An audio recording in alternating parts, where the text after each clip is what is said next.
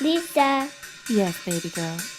when I grow up, I want to be a woman to society. Then so shall you be. Hey, this is Lisa Landry. Welcome back to A Menace to Society. I am stoked to speak with today's guest, very inspirational gentleman. Please welcome to the podcast, president and co-founder of Cultivate Culinary in South Bend, Indiana. So what's your day like today, Jim?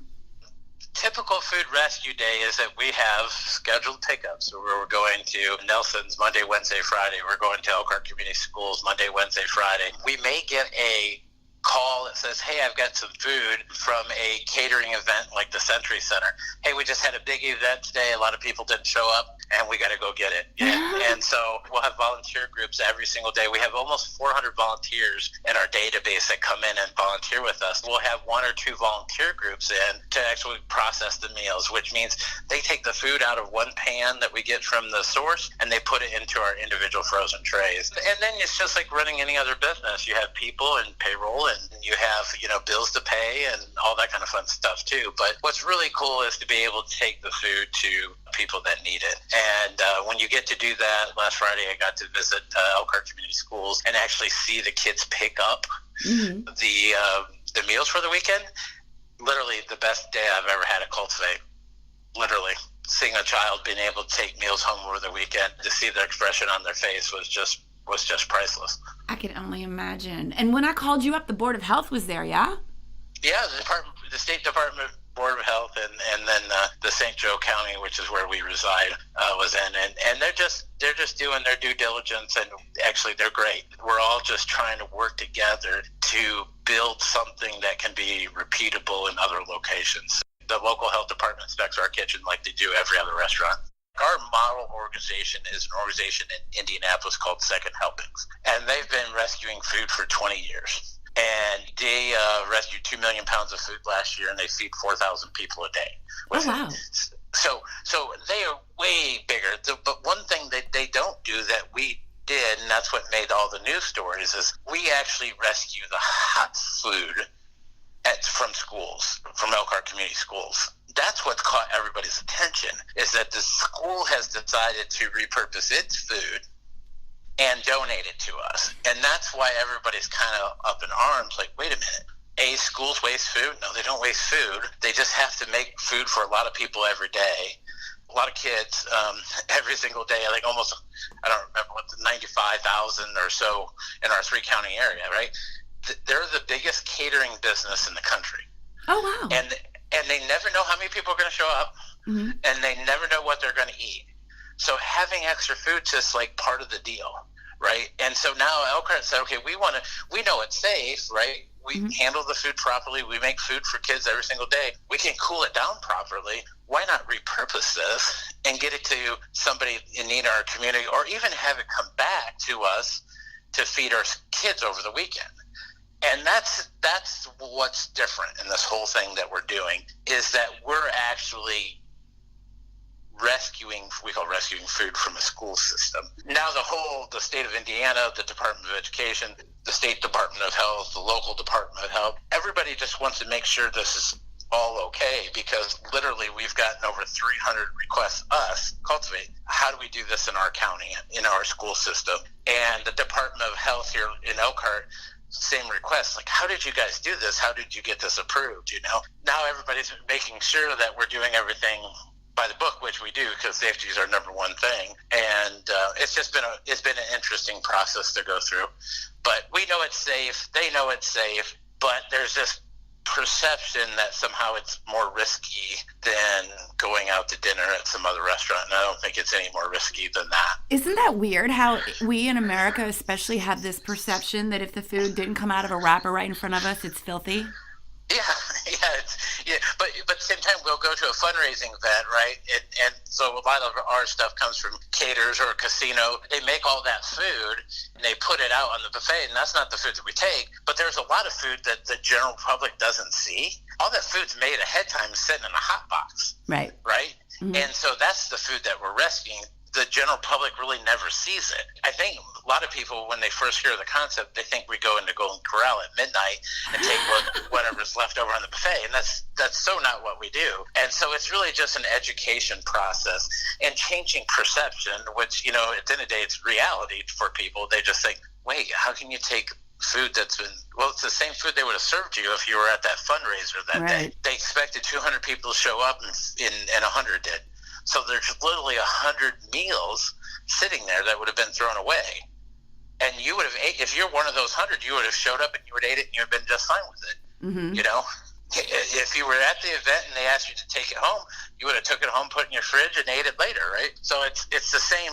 You just have to change the way people think about it, and that's not easy to do. Yeah, it's just like you said, you just have to change their minds because they don't know. People don't know. I used to work, when I was in college, I worked at a very high-end buffet restaurant in the French Quarter, and I don't want to name which one because I'm about to say something weird and gross maybe to some listeners, and I don't want to affect their business, and I'm not saying that's what you are doing by any stretch, but when I worked at the buffet, we had to tear down the buffet. It was part of the shift, and a lot of that food went back on the buffet 3-4 days in a row. Yeah. And people don't know they're spending like $30, $40, $50 a plate to come in and have a buffet. Unreheated food. Yeah. And so we don't know as Americans. We don't know. So I think that's fantastic. How did you set that up, if I might ask? You just walked in there and said, this is what we're doing? With Elkhart Community Schools? Yeah. One of the things that's kind of, when this whole thing went viral, people just assume we work with just one food supplier, and that's not the case at all. Oh, and in fact, I actually thought it would take a long time to get a school system on board for this very reason, for this perception of risk reason. So right at the beginning, the University of Notre Dame and then a local catering company called Nelson's Catering and Barbecue were our two first suppliers, and they're our two largest suppliers. Right, so Notre Dame actually has a sustainability goal, and so they put this really nice football stadium addition on where there's sweet boxes and do large special events at the stadium, and they don't want the food to go to waste. So we happened just to organize our food rescue mission about the time they started looking for somebody that could use the food and use it in a good way. I mean, they could take the food waste and compost it, and that's a viable and environmentally friendly choice to do. But the best thing to do with food is to repurpose it to feed hungry people. Yeah. The USDA has a pyramid out there, right, that shows you how the best ways to repurpose food. And number one on the list is to feed other people, which, you know, makes sense. So the school system kind of came about a little bit on accident. We're a small organization. We have like 3 employees and other 4 part-time people. So we're not a very big organization at all. And so we participated in an event with the Elkhart Chamber of Commerce.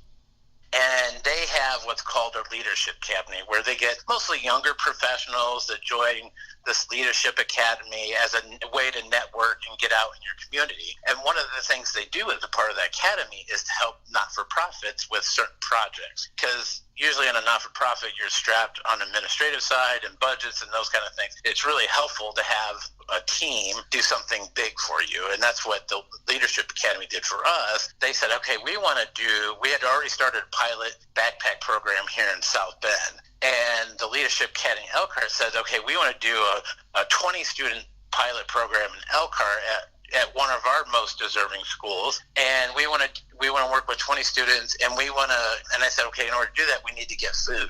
And they said, okay, we want to donate food from the school system. So they had been looking for ideas of how to, because they know, all the school systems know, administrators know. If they don't, they should know, but certainly the cafeteria workers that know they have excess food every single day. It's just mathematical. It's just going to happen, right? It's not like it's not like they're being wasteful or anything like that. It's just going to happen. They kind of, I think, jumped into this not knowing, none of us knew any of this was going to happen, right? That they would grab national attention, and, you know, our video on CBS News would have 9 million views, and 300 people from all over the country would say, hey, how do we do this? So we kind of jumped in this because they knew they had hungry kids. And that's the compelling thing with this whole thing, is you're willing to jump through a ton of hoops and deal with scrutiny and all the attention, because the reality is, in our 3-county area, we have 45,000 kids on free and reduced lunch. Wow. School system feeds them Monday through Friday, but there's this 68-hour gap from Friday at lunch to Monday at breakfast where they go hungry. And in fact, right before this phone call, I was on headline news and talking about 97% of our counties in the U.S. have food insecurity issues. So it doesn't really even matter where you're from or how wealthy your county is. Probably a third of your county is dealing with food insecurity issues. That's really. I just want to take a moment because that's a huge number, and I don't think we talk about that enough.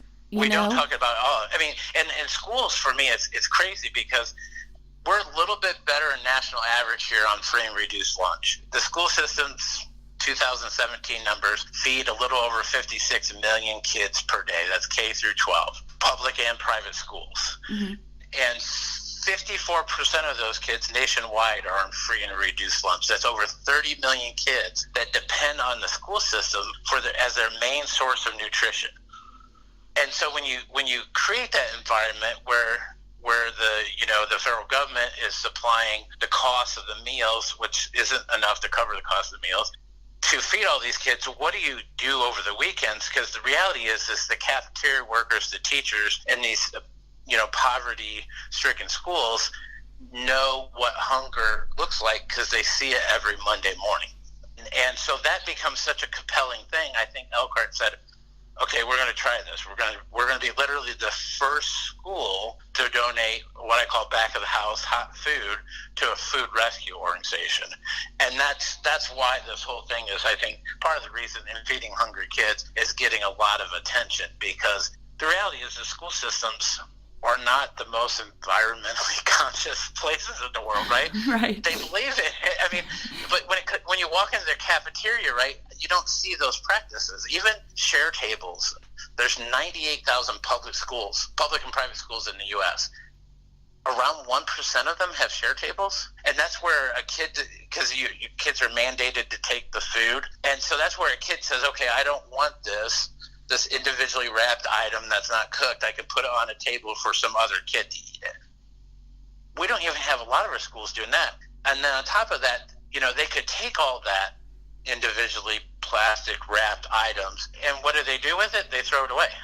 And it's like, why would you do that? I mean, you have it on a share table, or you have it go in the trash. Why don't you have bins that you can take at least to your local food bank? Mm-hmm. The taxpayer has already paid for the food, mm-hmm. and it's not getting consumed. So why throw it into a landfill? Food waste is our largest thing we put in a landfill. 21% of what goes in a landfill is food waste. That is just horrendous. When it comes to you thinking about, I have 45,000 kids in my 3-county area that are going hungry every weekend. Can I just repurpose food so I can reduce that number? And while we won't be able to feed them all, maybe we can feed the most impoverished of that group. I love what you're doing, and I know that when you can't eat, you can't focus. So how the heck are you going to learn? Well, and the only way out of poverty is through education. Mm-hmm. And it has to start young. That's what, I think that's why we have these pre-Ks being a big, in Indiana at least, pre-K is becoming a big deal, because we want to get the child into the school sooner, and that way they can get the nourishment and they can start on the education path, because truly that's the way out of poverty. And it's a long-term problem. It's not a short-term thing we can just throw money at. It's really a long-term solution. And I just don't think this country or any country has a good hold of how do I feed kids when they're not in school, and we're the main source of their nutrition. That's the problem I think we're all kind of dealing with. Well, it sounds like you're finding some ways around that. You're finding solutions. Some people are going to hear us talking, and they're just going to think, why don't these kids have parents to go out there and get a job and feed them? Well, that's a bigger question that I think I can answer. But I mean, the reality is they don't, or the parent. I mean, many of these parents are trying. I think sometimes we've gotten a little jaded in society that the population that's receiving these benefits aren't trying. The other piece, in fact, what we were talking about on the news story before this, is that there are people that are food insecure that fall above the federal benefit. The SNAP line where you're getting the EBT cards, right? Uh-huh. There's a good percentage of the population that's just above that. So they don't get any support. They tend to live in food deserts where there's no good grocery stores, and if there are, they're convenience type grocery stores where they charge you more.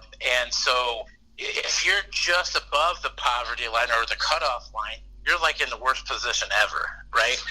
because you can't really afford to buy the food, and you make too much to get the benefits. So I can't remember the numbers, but there's a lot of people that fall in kind of that gap. Part of the things that I hope for and wish for is that when we do support families that are struggling, is that we would encourage them, but we wouldn't cut off their benefits. Like, there wouldn't be a hard cut off a line, right? Mm-hmm. You'd actually encourage and support families to get work and keep those benefits so they can, so they can sustain themselves and they can educate their kids. And I get it, there are people that probably take advantage of the situation, but I don't even think that's a majority of the people. And these are kids, too. They can't make their own choices, decisions, all that stuff. Well, and they can't choose their own parents. So, so it's like we're all kind of trying to figure out how to work through that. I met a guy at Elkhart last week when we visited the school with Jackie Warborski, who's our local congresswoman. And he was a dad in the program, and he was there to meet the congresswoman and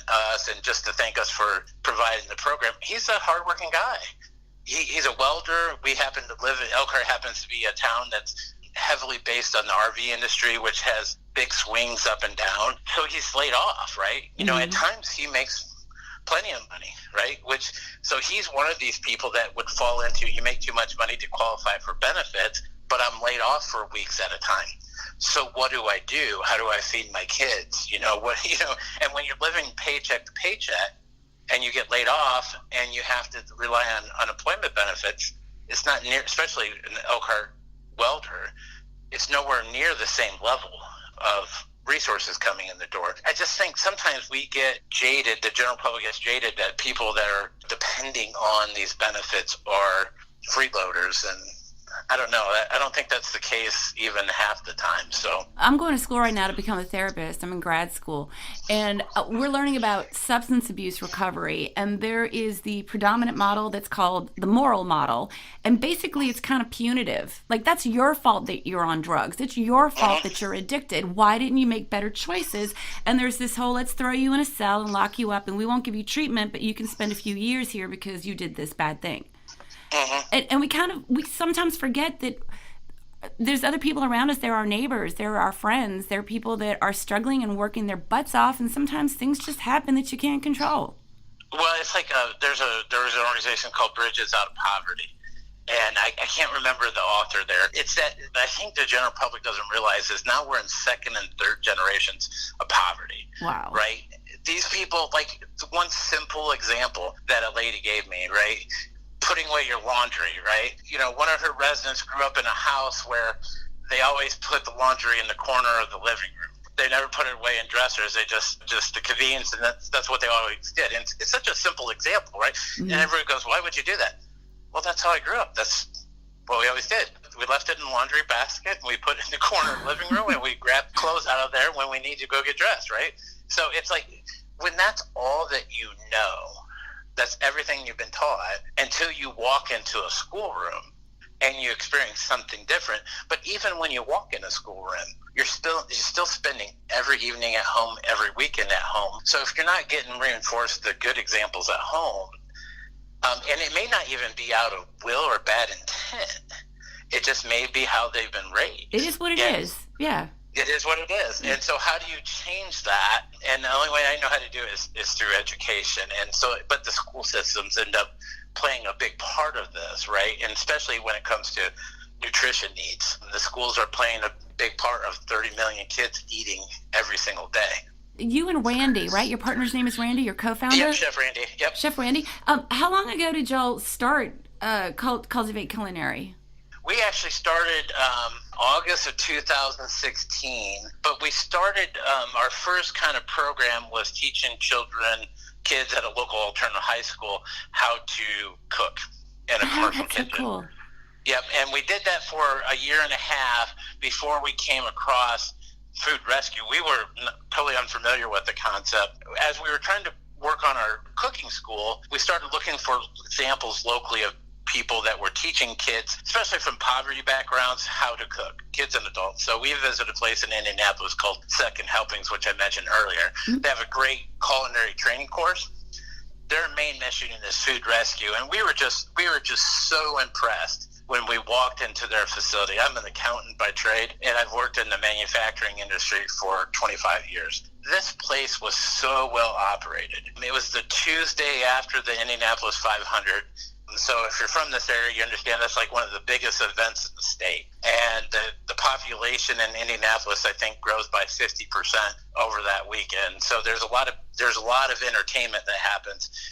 So Second Helpings had got a lot of food donations, and this place was just, I mean, they were moving. There were 20, 30, 40 volunteers, a few employees, and they were getting food out the door. We were just so impressed by it that we thought, okay, we got to come back to our community.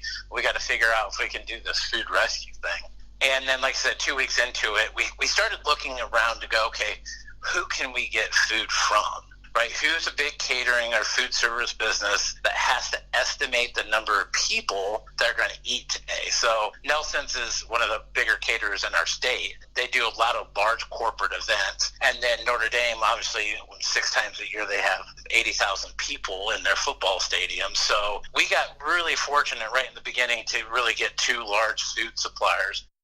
I love your website. I'm going to remind everybody again, I'm going to Cultivate Culinary. Yep. Check this website out. Very, very interactive, really cool stuff. And I love the video that I watched. You call those people that you are helping underserved. You don't call them needy or poor or hungry. You call them underserved. I love that. Yeah, because, I mean, dignity is kind of a big part of this. I mean, they're people too. And I think we tried our best to treat them that way, with a lot of dignity. There's even like our seniors, we feed a lot of seniors through food pantries. These are folks that work their entire life and are trying to get by on Social Security and Medicare, and the cost of prescriptions are high. Yeah. And like 56% of the people that go to our pantries on a regular basis are seniors. The stories and attention has been put on young folks, but the other side of that equation, there's a problem too, because those benefits, in fact, benefits that they paid in aren't enough. And we can all argue about, was it waste or how that came about? It doesn't really matter. We have a lot of seniors that are dependent on our food pantries across the counties in order to have food every single day. And the food that they get, especially being older, typical from a food bank, isn't necessarily the healthiest thing for them. Right. Oh, gosh. And that's an issue, too. If you have jacked up teeth and you have to have not this kind of food because it's got too much fat or butter or sugar. The main thing for us is like sodiums with older adult, because I think the number one killer in the U.S. is heart disease. When our seniors are dependent on pantries that typically serve a lot of canned and box items, and I know they're working on that and they're trying to get healthier meals, and I don't mean to pick on them a little bit, but when their main source of food comes in canned and box items, that's horrible because it's filled with so much soda. It's horrible for people that have heart issues. And so it's like we take care of the short-term need and that they're hungry, but we create this long-term problem and additional health care costs, which may cost us more in the end. Mm-hmm. So if we could spend a little bit more money and get that senior who, and like I said, in many cases, worked their entire life, a little bit better product, might keep them off those prescriptions, might keep them out of the hospital, might make them more secure financially where they're not dependent on that food pantry as a main source of their diet. And you probably give them a sense of peace, too, because it's very anxiety driving, or it drives your anxiety when you don't know where your meal's coming from. And am I going to see anybody today? And am I going to have something to eat? Yeah. School was too long ago. I don't know, was it Maslow's hierarchy of needs or whatever, right? Like, we totally see that, though. I mean, you totally see that when that child, like one of the coolest things that Elkhart shared with us, their cafeteria personnel, when kids came back on Monday after having those meals, like visually being able to see that they're expressing that they actually got food to eat over the weekend. If you could capture that and sell it in a box, right, you'd make all kinds of money. But the reality is that they didn't worry over the weekend. They weren't struggling with food. They didn't come in for breakfast on Monday morning literally starving, because 68 hours from Friday at lunch to Monday at breakfast, that's a long time without going with a decent meal. I love what you're doing. I'm blown away, and I'm encouraged that you're talking about people are calling you and saying, how do we do this in our community? That's really great. We got to get the critics taken care of. Believe me, they're right. There's risk. There's risk every time we serve food. There's risk every time we go to eat. Walk out the door. Every time we go in a restaurant, there's risk that the food was contaminated when it was grown, right? And we've seen all those recalls and all those kind of things. We believe what we're doing is no more risky than us going to a food bank or us going out to dinner. We kind of carry and share the same risk as those businesses do. But we also believe by not doing it, right, we have to stop and think, okay, if we don't do this, we have 56 million kids that we're feeding in school systems every day. How much food waste is being generated? Nobody really knows. I don't know that it's tracked. And if it's tracked, it's not reported, right? That food is going into a trash can. In a world where we're all trying to be more environmentally conscious, that's a really bad thing to do. And so why not in our school systems that are regulated by the state, why can't we, like Indiana is one of these states that's issued guidelines for schools to participate in food rescue programs, right?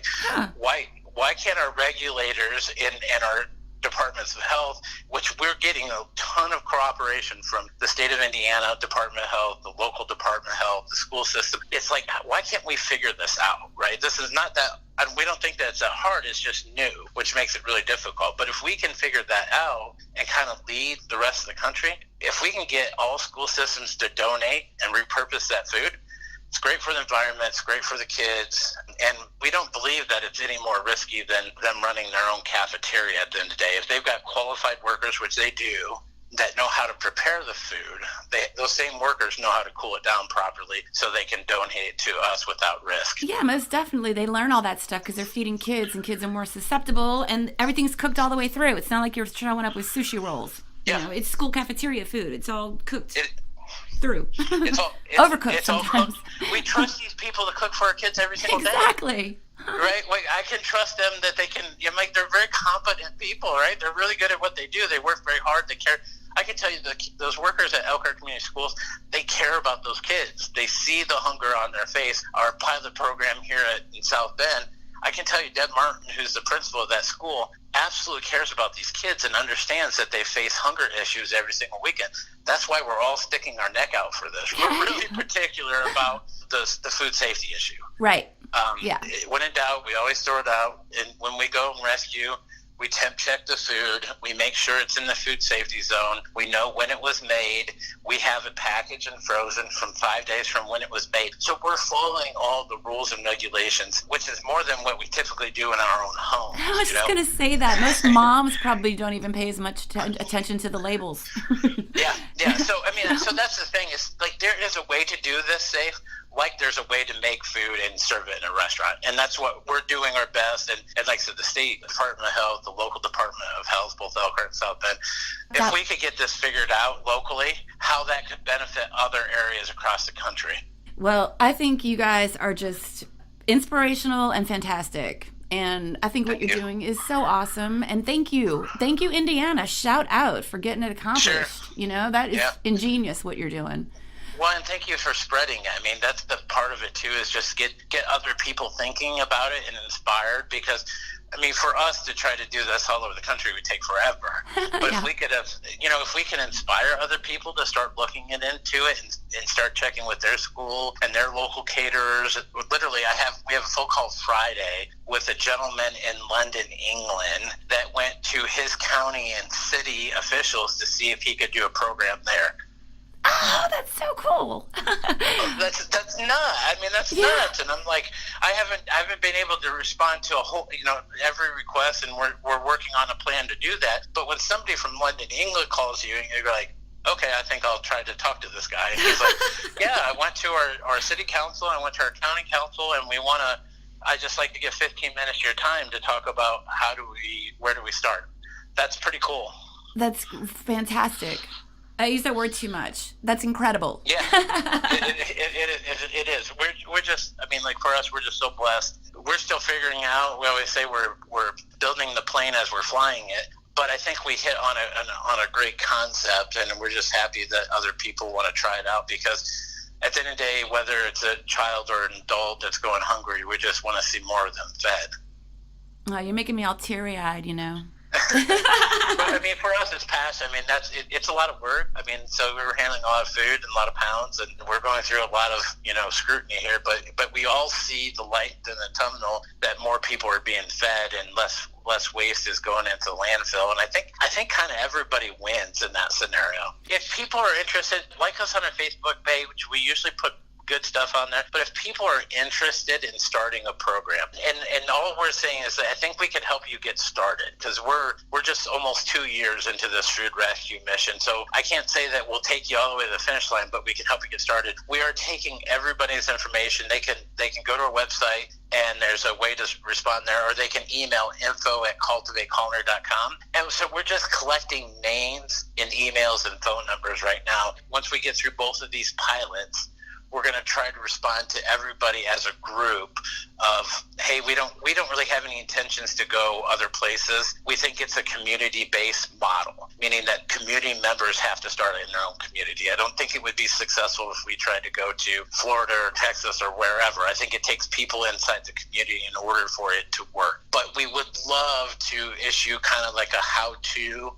once we get through all the nuances of going through these pilots. The other thing we're doing with these pilots is really cool is the University of Notre Dame is providing support, some analysis, where we're collecting information on, what was attendance like? Did attendance improve because we provided meals? Did behaviors improve? So we have teachers that are doing surveys on a weekly basis. Oh, I love all that stuff. Research? Yeah. I like that.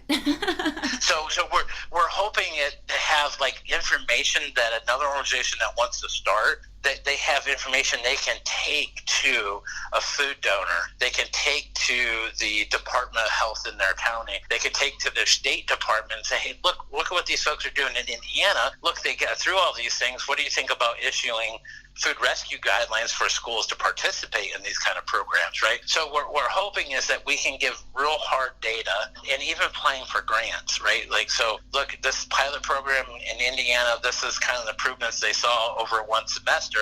Can you help us and fund a program here in our county? So we're trying to provide a package, maybe late summer, early fall, like anybody that's interested, here's how we got to where we are, and try to be some kind of resource to help people that are really serious about getting through and starting in their community. So y'all heard that. All you have to do is go to cultivateculinary.com or find Cultivate Culinary on Facebook. Send an email to info@cultivateculinary.com. And then you can be part of this group blast when it comes out. And that's great because everybody can interact with one another from all different stretches of the globe and kind of figure this out together. It's all about sharing best practices. So we hope to kind of build this loosely affiliated network of like-minded organizations. That's kind of the way we're saying it. That way we can all learn from each other. Thank you so much, Jim. Thank you for your amazing heart and your amazing mind. That was really cool for you to come here and chat about what you're doing with Randy and your partners over at Cultivate Culinary. And thanks for listening, y'all. Please, if you want to do something like this in your community, it just takes a little bit of logistical planning and some elbow grease and, a little phone calling, reaching out, showing up to some meetings, and maybe you could be feeding hungry children right there in your community and some elderly folks as well. And please check me out. I'm at lisalandry.com. You can sign up for my YouTube channel. You'll know when each new podcast drops. As you know, we don't drop them every time the same day, but we do drop them every Woman is Wednesday. Shout out Ari Bear. I love you so much. If you're hungry, I don't really have any hot food right now, sweetheart, but I do have a bag of peanuts.